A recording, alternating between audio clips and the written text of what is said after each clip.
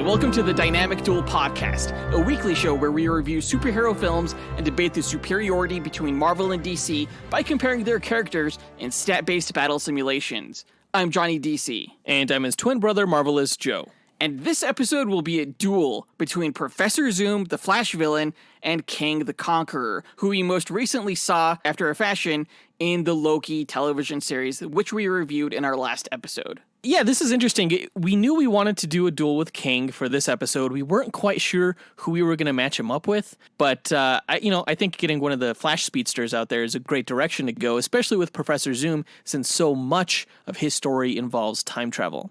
Yeah, I have no idea how wonky this battle is going to be. I can't wait for it. I'm really looking forward to it.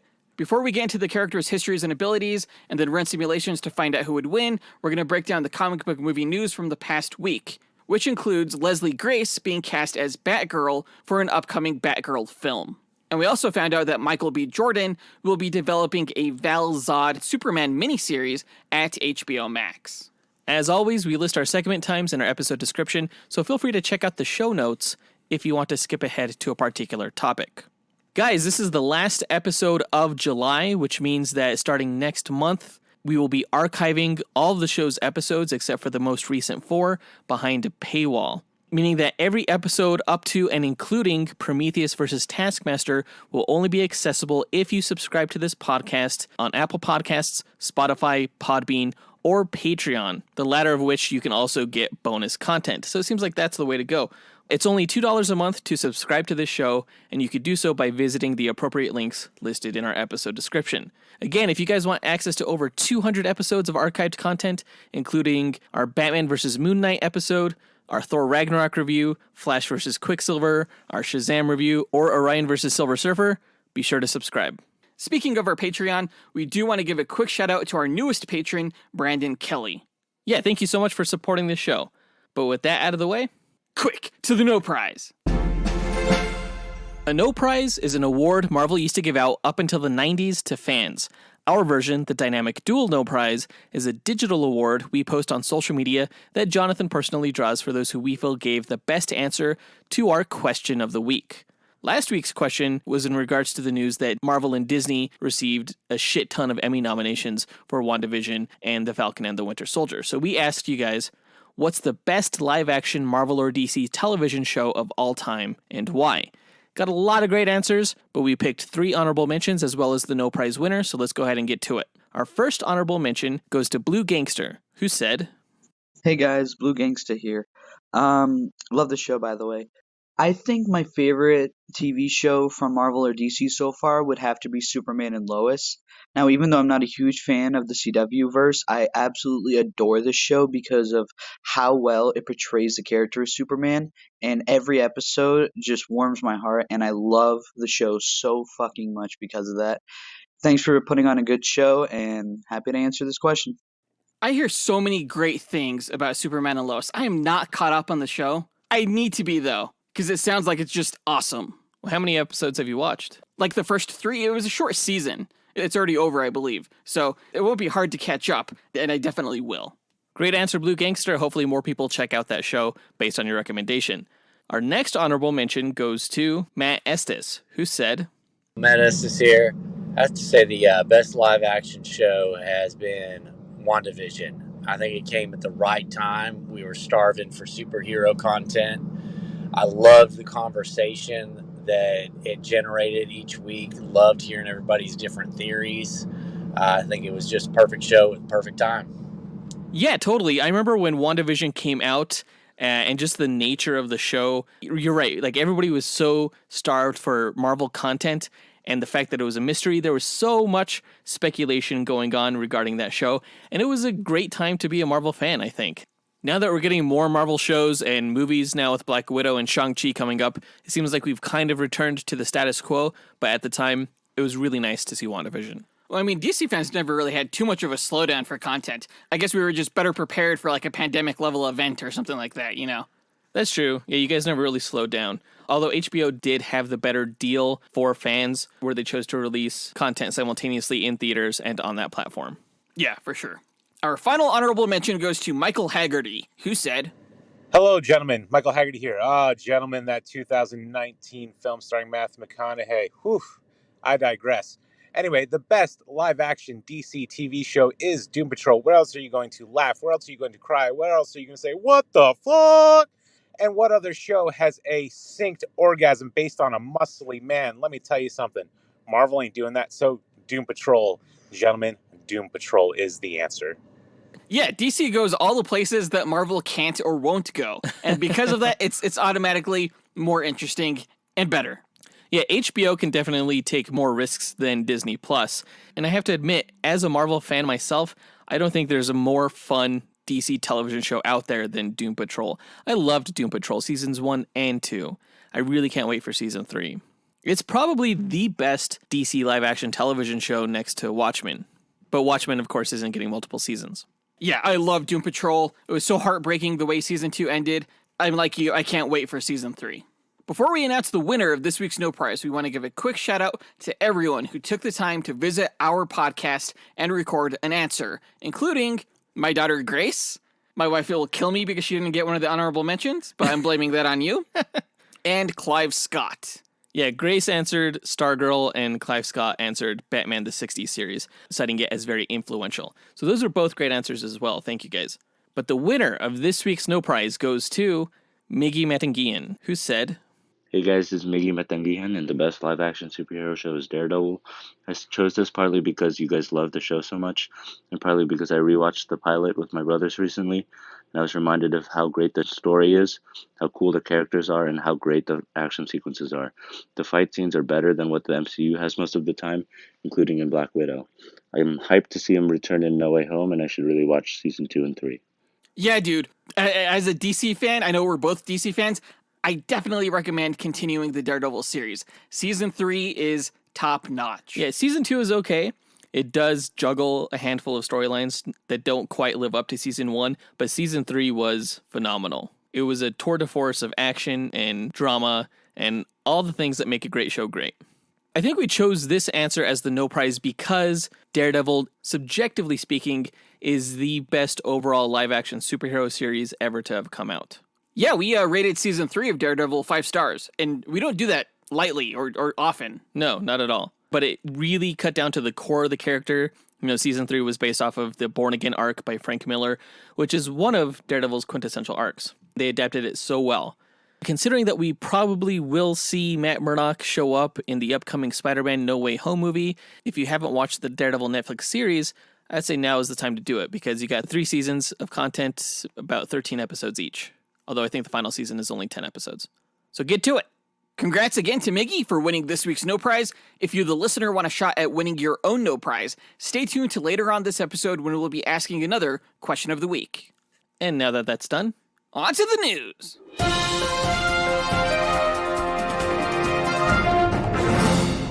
Okay, last week we learned that Leslie Grace, who we most recently saw in the Heights, has been cast as Batgirl for a Batgirl film that will be on HBO Max. Now, we know the movie will be directed by Bad Boys for Life filmmakers Adil El Arbi and Balil Falah, and we know that the script is written by Christina Hodson, who also wrote Birds of Prey and the upcoming Flash film. But this is the first casting news, and it is pretty big. absolutely. I think it's well cast. I'll say that I've never seen Leslie Grace in anything because I never saw In the Heights. But looking at photos of her, you know, she's hot and she looks the part. And they could dye her hair red. I think she would make a fantastic Barbara Gordon. I think the big question here is in regards to whether or not this upcoming film that'll be on HBO Max is going to be in the DCEU or if it's going to be part of the universe set up by the Batman movie directed by Matt Reeves and starring Robert Pattinson. That is the biggest question. Honestly, I could go both ways with it, because I do think that she could totally pull off being Jeffrey Wright's daughter, Jeffrey Wright being Commissioner Gordon in the Pattinson film. Right, yeah, she definitely looks like she shares DNA with Jeffrey Wright. She could totally be his daughter. So that would make sense if they're doing more spin-off content from the Batman movie, because we already know that they're going to do a new Gotham series on HBO Max set in that same universe. So why not spin off this film from that project? Right, yeah. That said, they could use this as a way to continue Batman within the DCEU since Ben Affleck is leaving the role. Now, we know Michael Keaton is coming into the DCU to sort of take up that role, but as an aged mentor, that's the rumor at least. possibly to Leslie Grace as Batgirl. I could totally see them going that route as well. DC is like really tripling down on their Latina actresses for their superhero roles this year. Like Leslie Grace is Dominican, Sasha Calle, who's playing Supergirl, is also Latina, as is Rachel Zegler, who's going to be in Shazam: Fury of the Gods.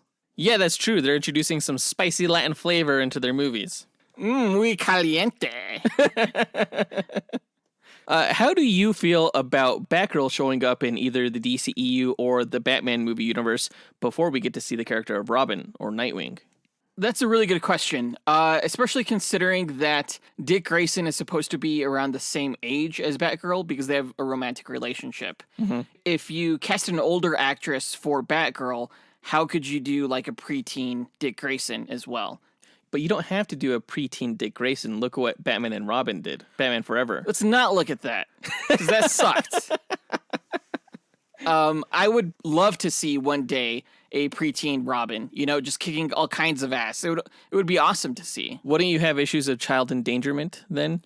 Not if the child is a fucking badass, like Hit Girl, in the Kick-Ass movie. That's true. That's a good precedent right there. You don't make it a child endangerment issue if the child is never in danger.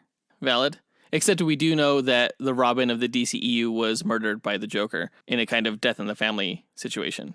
It kind of kills me that we'll never see that story. But I guess it is canon, So technically, Robin did exist before Batgirl. We just never saw him. Okay, I'll accept that answer. I do have to say that as an actress, Leslie Grace is good. She was actually one of the standout performances I thought of in The Heights. When I was watching the film, I thought she was noticeably better than a lot of the other performances. And I figured she'd be going places. And it's great to see her, move now into the DC universe, whether it be, the Snyderverse, the DCEU, or Robert Pattinson's The Batman world, And that brings us to our question of the week.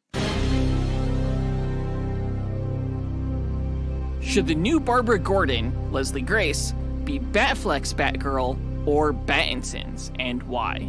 Record your answer at dynamicduel.com by clicking on the red microphone button in the bottom right-hand corner, which will prompt you to leave us a voicemail. Your message can be up to 30 seconds long, and don't forget to leave your name in case we include you on the podcast. We'll pick our favorite answer and draw that person a Dynamic Duel No Prize that we'll post to social media. Be sure to answer before July 31st. In other news, Collider.com reported last week that Michael B. Jordan and his production company Outlier Society will be developing their own Superman project for HBO Max, a miniseries specifically, but one focused on Val-Zod as Superman, who is from Earth 2 in the DC Comics.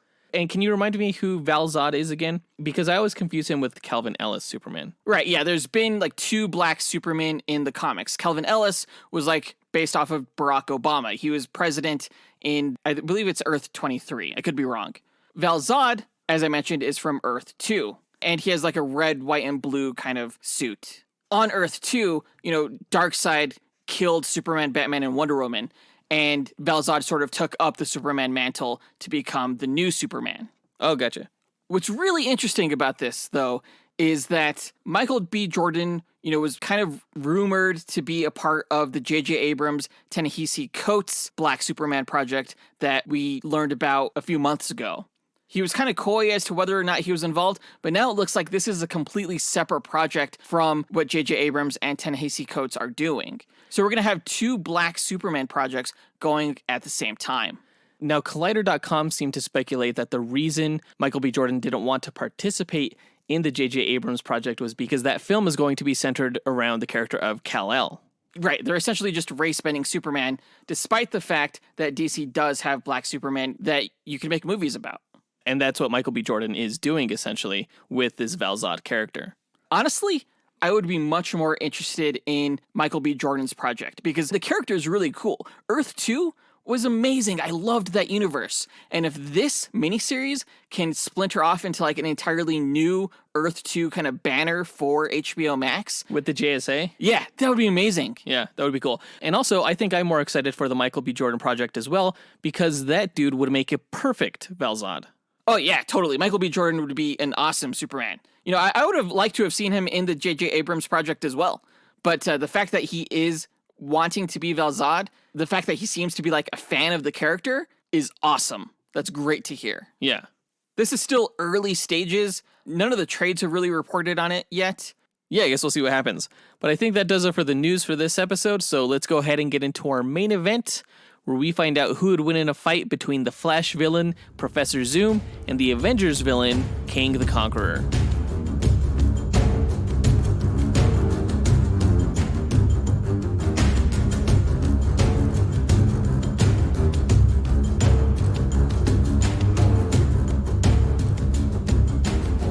All right, Professor Zoom versus Kang the Conqueror. Two A-list villains, I would say, in their respective universes, in that they're both major threats to like entire teams of heroes via time travel, and it's really hard for heroes to stop them.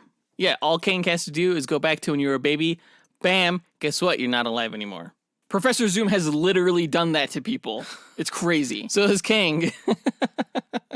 But no, these are two time-traveling titans.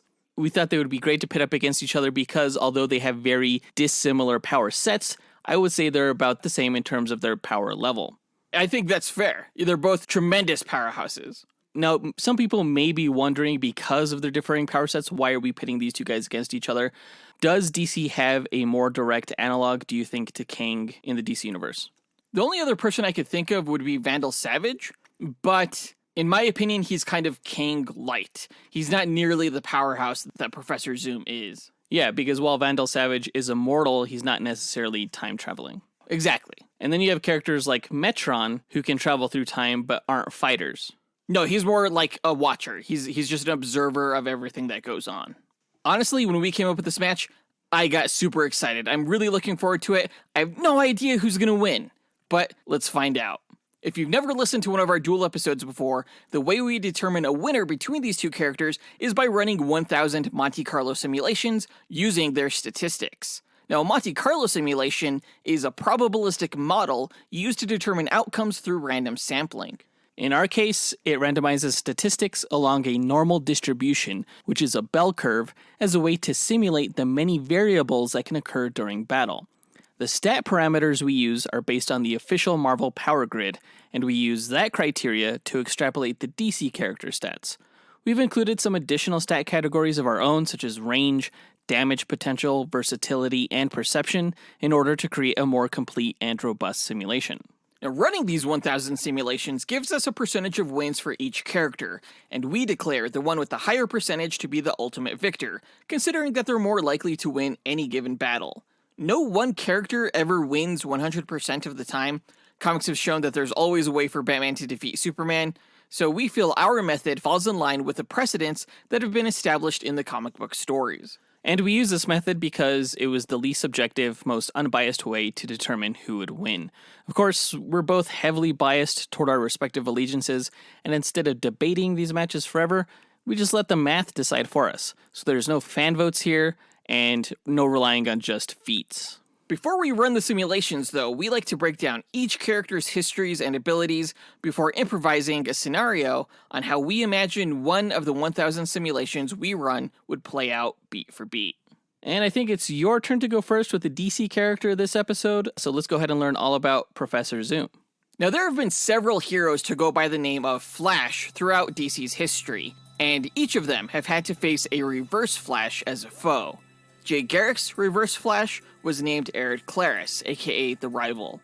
Wally West had Hunter Zolomon, aka Zoom. Bart Allen, the young hero known as Impulse, had Thaddeus Thawne, aka Inertia.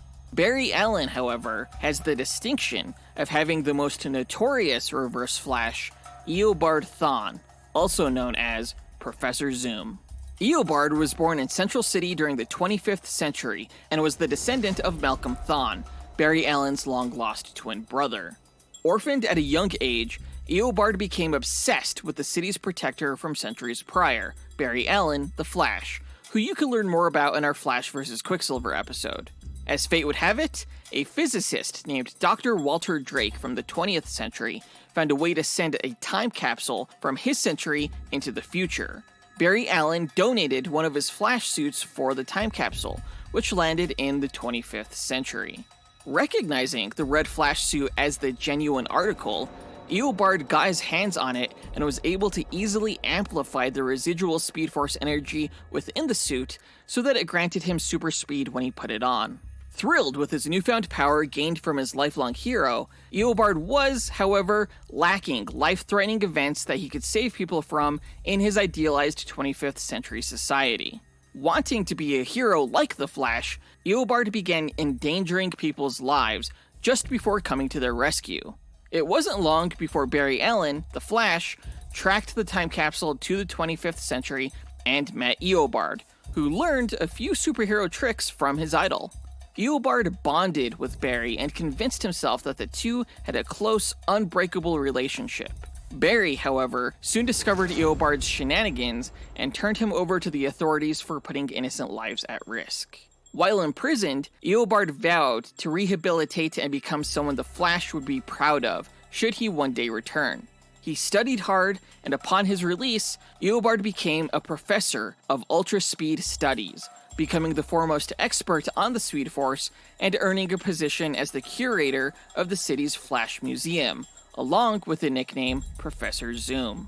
After discovering Barry's time-traveling cosmic treadmill in an antique shop, Eobard killed the shop's owner to get the treadmill into his museum, and with it, Eobard traveled back in time to work once again with Barry, even turning his red Flash suit yellow to match the colors used by the Flash's sidekick and partner, Kid Flash. It was in the past, however, that Eobard realized while stalking Barry and his then sidekick Wally West that the close relationship he thought he had with his idol wasn't real. After racing back to the 25th century and going through the Flash Museum archives, Eobard realized that he was destined to become the Flash's greatest foe. Driven mad by the realization, Eobard dedicated himself to ruining Barry Allen's life and the lives of those closest to him throughout time as Professor Zoom, the Reverse Flash. After undergoing a plastomorph operation to look like Barry Allen, Eobard traveled back in time and attempted to seduce Iris West, Barry Allen's fiancée, while disguised as Barry. Eobard's ruse was discovered, however, and Eobard seemingly killed Iris in response, though in actuality she was taken to the future. Barry Allen later killed Eobard in revenge by snapping his neck. Due to his time-traveling nature, however, Eobard's death did not mean that would be the last we saw of the supervillain, as it was revealed he had many more misadventures prior to killing Iris, battling both Barry and Wally throughout the decades. Infuriated after learning of Barry Allen's death during the Crisis on Infinite Earths, Eobard recreated the events that led to Barry Allen becoming the Flash, using that lightning energy to craft and harness the negative Speed Force, allowing Eobard to travel through time more easily and freely.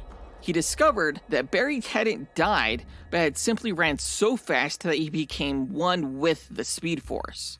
After kindling Barry's consciousness within the Speed Force, resulting in the hero's resurrection, Eobard trapped Barry in the negative Speed Force, where he revealed that he was responsible for killing Barry's mother when Barry was a child, a crime for which he framed Barry's father. After being defeated by Barry and his allies, Eobard was stripped of the Speed Force and imprisoned in the present day. However, Barry's attempt at altering the past to save his mother from being killed resulted in an event known as Flashpoint that altered DC's timeline and erased Barry's existence as the Flash. Because Eobard's own existence as Professor Zoom was dependent on the Flash's existence, Eobard became a temporal paradox, though he was killed by a Thomas Wayne version of Batman, allowing Flash to travel back in time to stop himself from saving his mother, an act that rebooted DC's primary timeline.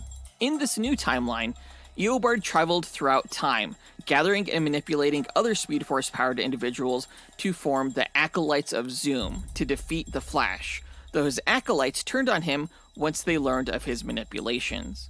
Defeated, Eobard was imprisoned once again in Iron Heights, where he was later struck by a mysterious lightning bolt that brought back his memories of his pre-Flashpoint existence.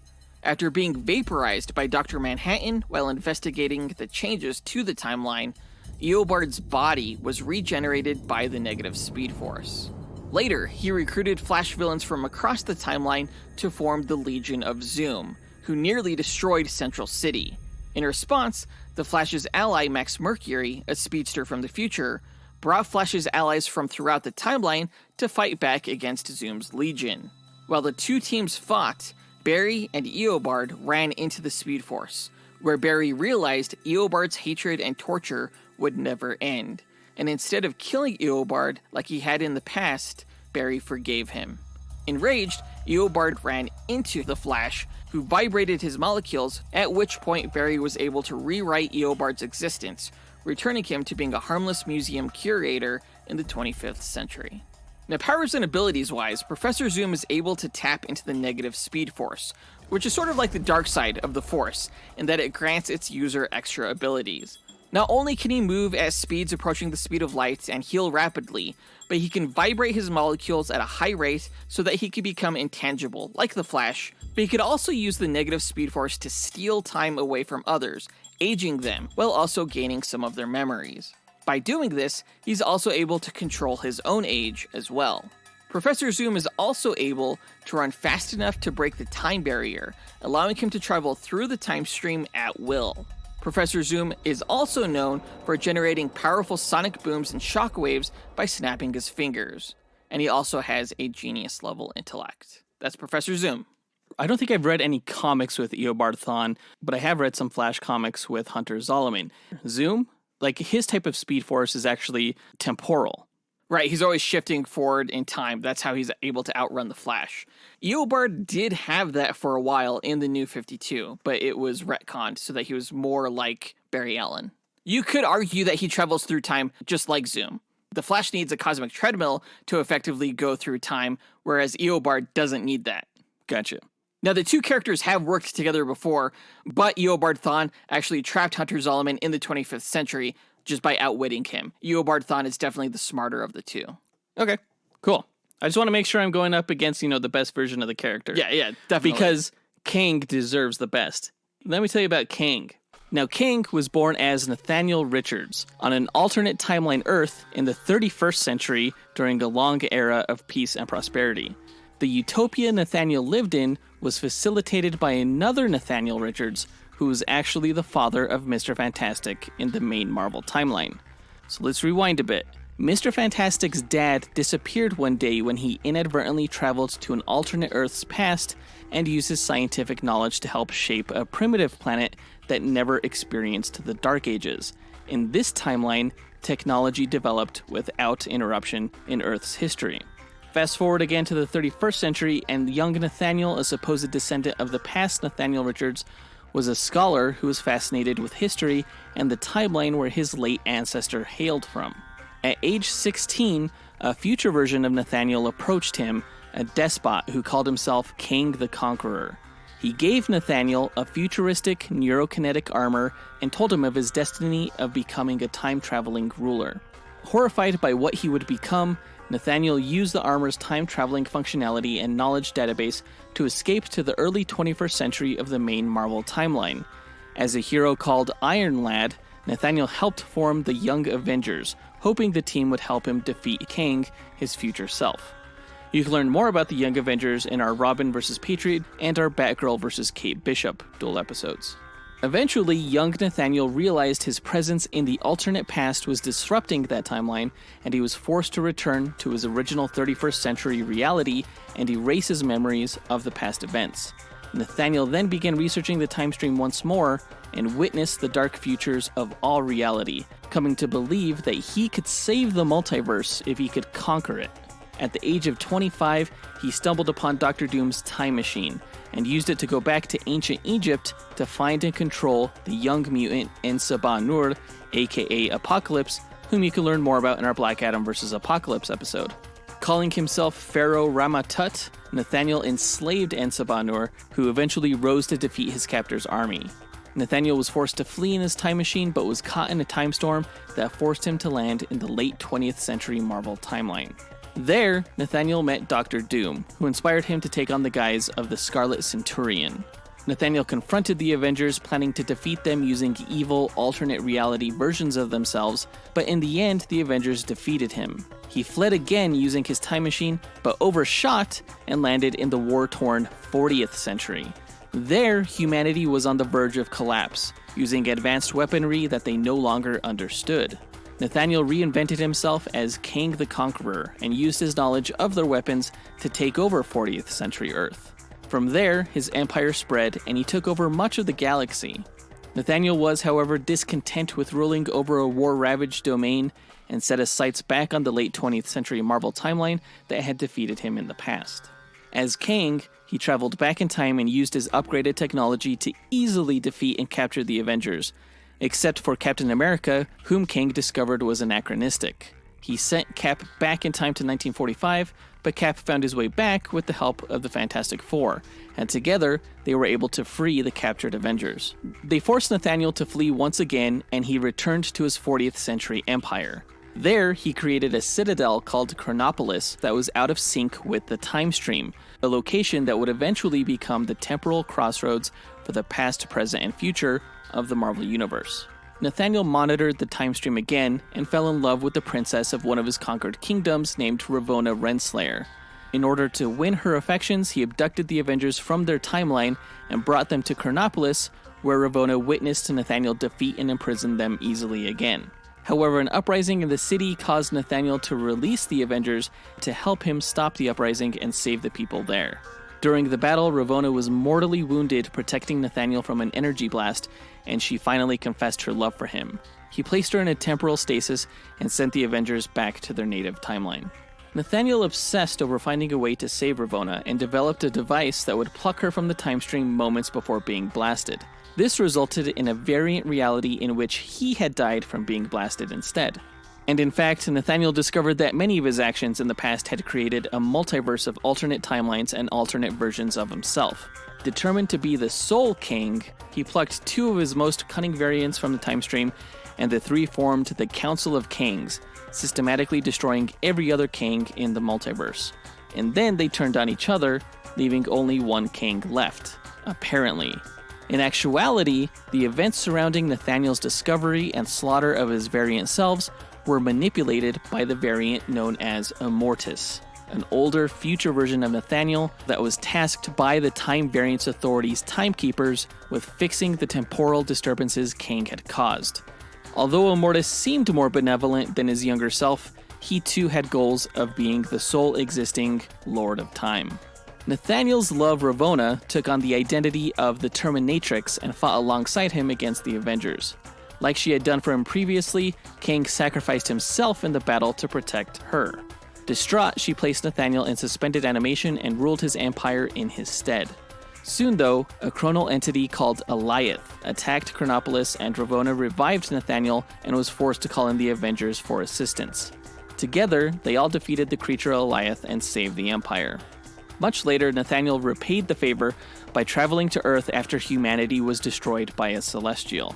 He offered the mutants of the Avengers Unity Division the chance to save the planet by projecting their minds back in time to their past selves. They were successful and humanity was saved, but it turned out to be a ruse so that Nathaniel could steal the Celestial's energy himself when the Earth's mightiest heroes defeated it. The Avengers were forced to absorb some of the Celestial's energy as well in order to force Nathaniel to expel his stolen power and therefore defeat him. During the incursions of universes that would lead to the end of all things, which you can learn more about in our Dr. Manhattan vs. Molecule Man duel, Nathaniel traveled to a point in space called the End of the Road. There, he waited alongside Immortus and Iron Lad for the Last Avenger. This turned out to be Captain America, who had used and destroyed a set of Infinity Stones to prevent Marvel's timeline from colliding with and destroying another, and he had been propelled through time by the fractured Time Stone. There, the three versions of Nathaniel tried to trap Captain America and prevent him from traveling back in time to stop a group of heroes called the Illuminati from destroying all universes but their own. Cap rejected this and traveled back to stop the Illuminati, leading to the events of Secret Wars, where ultimately Doctor Doom and Mr. Fantastic were able to save and restore the multiverse, which you can learn more about in our Plastic Man vs. Mr. Fantastic episode. Recently, Nathaniel teamed up with Adam Warlock, Star Fox, and Thanos to stop a future omnipotent version of Thanos from destroying the newly created multiverse. Powers-wise, Kang has no innate superpowers of his own. However, the people of his native 31st century timeline do possess longer lifespans and are in relatively peak human physical condition in their prime. He possesses a vast intelligence not only as an engineering technician, but as the most educated man on the time streams of the multiverse. He uses technology and weapons from throughout time, including his neurokinetic battle armor that allows him to lift up to 5 tons and projects a force field that can extend to 20 feet in all directions. His gauntlets can fire concussive blasts, and they have anti-gravity devices that can render other objects weightless. He also has a hover pad that he can use to fly. Kang's armor contains circuitry remotely connected to his ship's time machine that grants him limited time manipulation, letting him rewind or fast forward his temporal field for a few seconds. He can also teleport through space-time, and his suit lets him scan into the recent past or near future. He's carried other weapons into battle, such as a neutrino ray warhead missile launcher, an antimatter defense screen, a vibration ray gun, and nerve gas sprayer. What? You have a question? Question in the back? That's just fucking dumb. Kang is also an adept hand-to-hand combatant, having studied various past and future forms of martial arts. And that's Kang. All of those tools are meaningless. When it all comes down to it, Kang is just a normal guy with a bunch of tools that can be taken away from him. And probably will be. We'll see how it goes. Kang is no normal guy. Normal fucking guy. But now that we've gotten their histories and abilities out of the way, let's speculate on how one of the 1,000 simulated matches will go. The winner is determined by simulations, not this speculation, but it's fun to imagine how this fight could play out. We don't set any rules for this match other than the characters don't know anything about each other going in, except that the other character is a threat that needs to be put down. And we say they start off about 50 meters apart in an environment that has no bearing on the match itself because we don't take stats for the environment. Plus, certain characters have advantages in some environments over others, and we want these characters to win on their own merit. So let's get into it. The characters meet on the battlefield. Who goes first? Not even going to ask the question, because Zoom goes first, obviously. And he's going to start by, in a flash, just dashing over to Kang and disarming him of all of his gadgets, which he just collects in a pile away from Kang, and just, begins examining them. Examining them, why? To figure out, what they do, so he knows everything that Zoom is going to throw his way. Well, Zoom is from the 25th century, so he's not going to understand this 40th century technology. Kang sees that Zoom has taken all of his stuff, and so he's going to access his armor circuitry to rewind time to the very start of this match. And now realizing that Professor Zoom is a speedster, Kang is going to throw up a force field at the start that Zoom runs into at full speed, knocking him out. Okay, all right. Already starting with the time travel stuff. But just as Zoom feels the force field, he instantly adjusts and just runs right up over. Is it a dome? What is it? Yeah, it's a dome. Okay. All right, so he's probably going to, run across the dome at super speed looking for an opening. He's probably not going to find one. So he's just going to run along like the outskirt of the dome, like where it meets the ground. And he's just going to form a dust cloud that will obscure Kang's vision from within, all right? Okay, so Kang can't see outside of his force field. Right, but he will feel the ground tremble for an instant just beneath him as Zoom emerges from the ground spinning like a drill, all right? He's just going to grab Kang by the collar and just punch him like 1,000 times right in the face, forcing him to drop his force field. 1,000 times. Well, okay, so Kang, his armor can withstand, a hit from Thor. It can withstand a nuclear blast. So I'm pretty sure it can take 1,000 punches from Professor Zoom's fist. And while Professor Zoom is holding on to Kang, Kang is going to activate an electrical current that travels throughout his suit that just electrifies Zoom and zaps him right off of him. I mean, Zoom is electrified all the time. But there's still going to be this electric pop that shoves Zoom away, and then Kang follows up by spraying a nerve gas at Zoom that poisons him and slows him down. No, I mean, because as the nerve gas is in Zoom's lungs, he's just going to vibrate his molecules, turning his body intangible and just allowing the gas to escape his body. All right? And then he'll just spin his arms really fast and create this wind vortex that just sucks the gas into the air and away from him. Okay. At which point, Zoom will then rush behind Kang and just snap his fingers, generating the sonic boom force that just sends Kang flying forward right into Zoom's arm, because Zoom ran ahead into Kang's path to clothesline him. That was a lot of shit that just happened right there. Yeah, he does a lot of, he's fast. So he sent Kang flying and then clotheslined him? Right.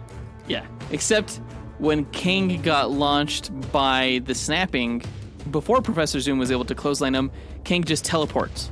and he teleports into the air above him on his hover pad, and he's going to shoot down at Professor Zoom with this anti-gravity beam, which causes Zoom to become weightless and just, like rise and float into the air.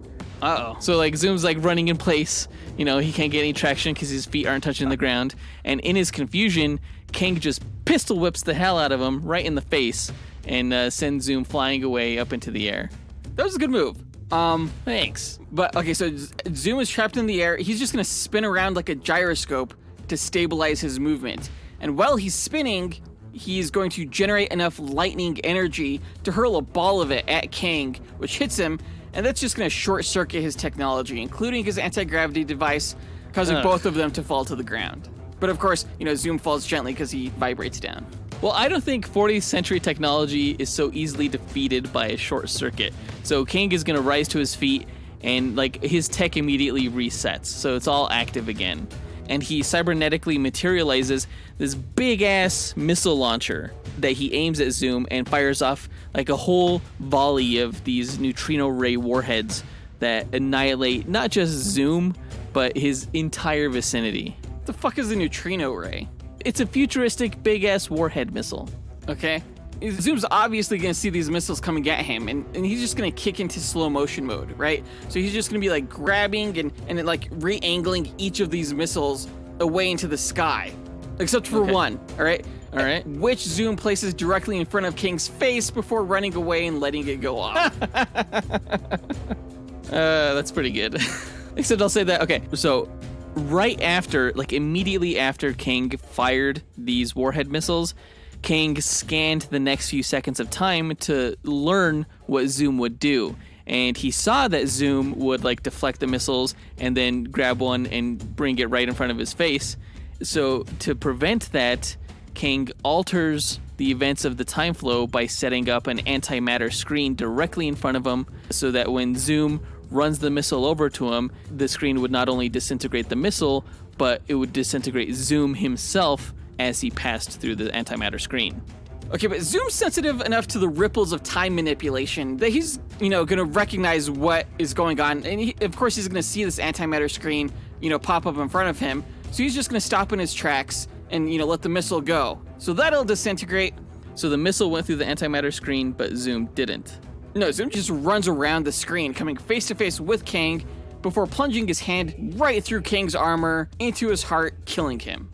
Well, I don't think Kang has a good way to get out of having a hand inside of his chest. So what he's going to do to prevent himself from dying, he's going to freeze time around him. Zoom is frozen. Kang probably only has a few seconds to live. That's right. But Kang is going to grab a hold of Zoom and accelerate Zoom's aging almost instantaneously to the point where his bones turn into dust. So before Kang can die, Professor Zoom is just dust. Okay, so Kang has accepted his fate, and his goal is just to finish off Zoom before he dies? Ending this match, Kang wins. But what you didn't know was that at the start of the match, Zoom actually ran through time to the end of the match and saw what Kang was going to do in his final moment. So before the present Zoom could be killed completely, past Zoom just ripped out Kang's brain from behind, killing him first. Did you know you were going to do that at the start of this match? Maybe. Well, okay, when Kang altered time to pull up the antimatter screen, at that point he created a variant Kang who left that alternate time stream to show up in the primary fight timeline, and he just blasts both present and past Zoom to bits with a concussive blast.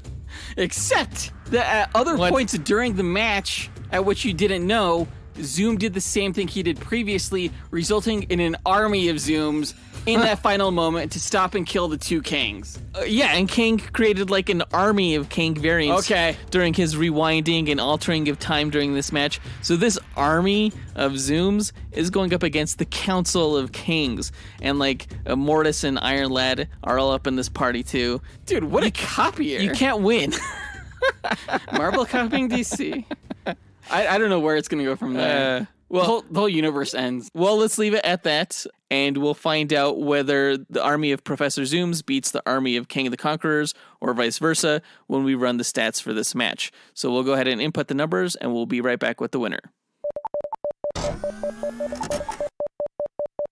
All That got a little bit crazy. Got a little bit out of hand with the whole time paradox thing. I figured it would. But we input the numbers for both Professor Zoom and Kang the Conqueror. Now, Professor Zoom's two big statistical advantages obviously are going to be speed and evasiveness. But here's the thing. We found that Kang the Conqueror is not too far behind in either of those categories, considering that Kang can not only teleport, but he can also slow down time to suit his needs during combat. So in effect, that's kind of like super speed in itself. In addition, Kang can erect full-on force fields, so he's also no slouch in the evasiveness department.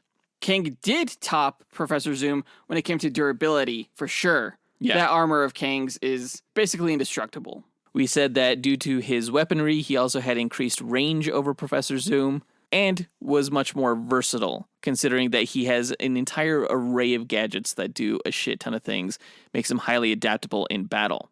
When it came to intelligence, they were pretty even, but we gave Kang the slight edge due to his knowledge of the multiversal time stream. This guy has conquered galaxies. Here's the thing, though.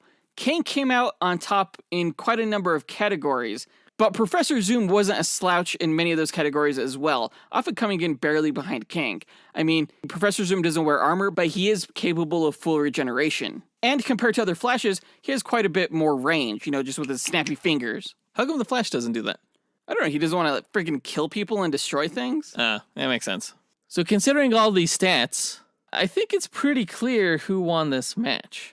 I'm going to say it's Kang the Conqueror, and our Instagram followers totally agree with me. 57% of them said that Kang would take this. When it all comes down to it, do you really think you should be as cocky as you are? Hell yeah. All right, well, in the matchup between Kang the Conqueror and Professor Zoom, the winner is fucking Kang the Conqueror. Hell Is that what you wanted to hear? Yeah. Are you happy? Finally. Yeah, I am. How much did he win by? How much of a stomp was this? I mean, I was surprised. It's for sure a bigger one than I thought it would be. 85.1%. That was Kang's win rate. Damn. Compared to Professor Zoom's win rate, which was 14.9. It makes sense. Kang is just an unstoppable, durable, powerful, time-manipulating badass. Dude, that's Zoom. That's Zoom in a nutshell. Apparently not as much. It just kills me because, against anyone else with these level of stats, Professor Zoom could take on so many other characters. Just apparently not these overpowered a-holes like Kang. I mean, when it comes to your villains, don't you want them to be overpowered a-holes? You don't want them to be weaklings like Professor Zoom. How dare you? I am so angry right now.